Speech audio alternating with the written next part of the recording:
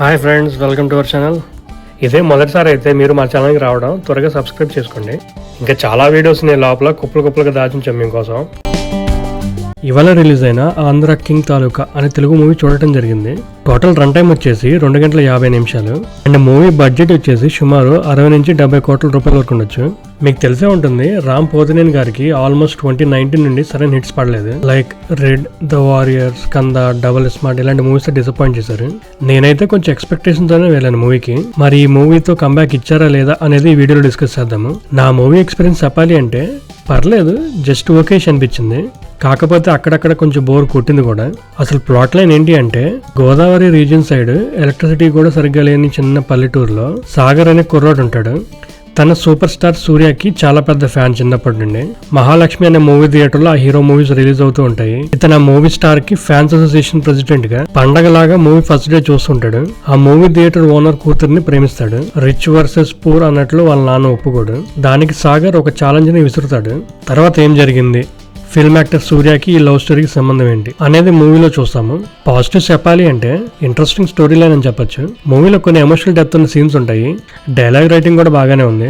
Story, dialogues and direction work చేసింది మహేష్ బాబు పచ్చిగొల్ల. ఈయన ఇంతకు ముందు 2014 లో వచ్చిన సందీప్ కిషన్ మూవీ రారా కృష్ణయ్య, 2023లో వచ్చిన Miss Shetty, Mister Polishetty movies తీశారు. ఈ మూవీకి మెయిన్ స్ట్రెంగ్త్ వచ్చేసి రామ్ పోతినేని.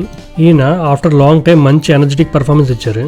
కాలేజ్లో జరిగే సీన్స్ కానీ, లవ్ ట్రాక్, ఎమోషనల్ సీన్స్ అన్నిట్లో ఆయన యాక్టింగ్ కన్విన్సింగ్ గానే అనిపించింది. ఎక్కడ ఓవర్ బోర్డ్ అవ్వకుండా. ఈ మూవీలో కొంచెం యంగ్ గా కనిపించారు ఓవరాల్ లుక్స్ పరంగా ప్రీవియస్ మూవీస్ తో కంపేర్ చేస్తే.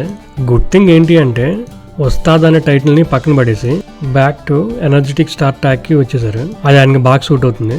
ఆయన స్క్రిప్ట్ చాయిసెస్ అంతగా నచ్చలేదు నాకైతే. రీసెంట్ టైమ్స్ లో అంతా ఓవర్ ద టాప్ ఉంటాయి. ఈ మూవీలో మనం సాగర్ క్యారెక్టర్ మాత్రమే చూస్తాము. అలా ఉంటుంది ఆయన పర్ఫార్మెన్స్ ఈసారి సెటిల్ గా. Over the top action sequences కానీ, అక్కర్లేని పంచ్ డైలాగ్స్ ఏముండవు దీంట్లో. సూర్య క్యారెక్టర్ చేసిన ఉపేంద్ర గారు కూడా బాగానే పర్ఫామ్ చేశారు. క్లైమాక్స్ పోర్షన్ లో వచ్చే కొన్ని సీన్స్ అన్ని బాగానే వర్కౌట్ అయ్యాయి. హీరోయిన్ క్యారెక్టర్ చేసిన భాగ్యశ్రీ గారు బాగానే పర్ఫామ్ చేశారు. అండ్ ఆ రోల్ కి ఇంపార్టెన్స్ ఉంటుంది కూడా. ఏదో అలా వచ్చేలా వెళ్ళిపోవడం అన్నట్లు కాకుండా. మిగతా సపోర్టింగ్ క్యారెక్టర్స్ చేసిన రావు రమేష్, మురళీ శర్మ, తులసి, రాహుల్ రామకృష్ణ అండ్ సత్య వాళ్ళ రోల్స్ లో వాళ్ళు మంచి పర్ఫార్మెన్స్ ఇచ్చారు. మూవీలో ఓవరాల్ గా పర్ఫార్మెన్స్ విషయంలో అయితే ఎక్కడ డిసప్పాయింట్ అవ్వలేదు నేనైతే ఈసారి at least. Music by Vivek Mervin నచ్చింది.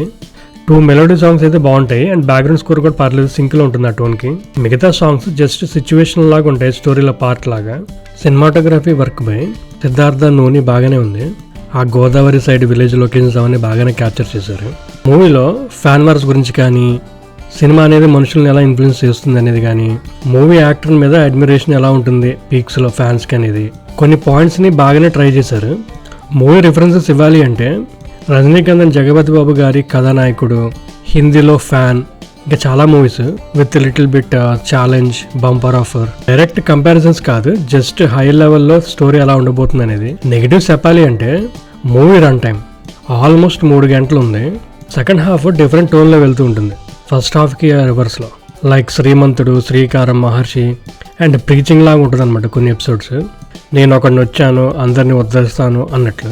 చాలా స్లో డౌన్ అయిపోతుంది ఒక 30 to 40 minutes. మళ్ళీ క్లైమాక్స్ లో పిక్ అవుతుంది ఎమోషనల్ గా. ఎడిటర్ గా చేసింది శ్రీకర్ ప్రసాద్. చాలా సీన్స్ ని ట్రిమ్ చేసేయచ్చు.